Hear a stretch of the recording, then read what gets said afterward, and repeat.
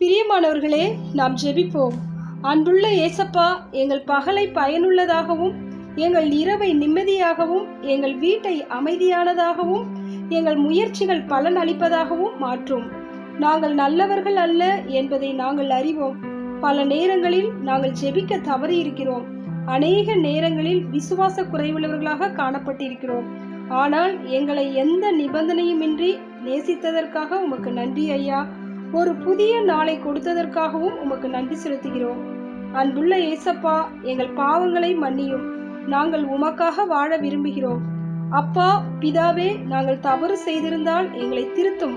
தொலைந்து போன ஆடுகளாய் இருந்தால் எங்களை வழி நடத்தும்.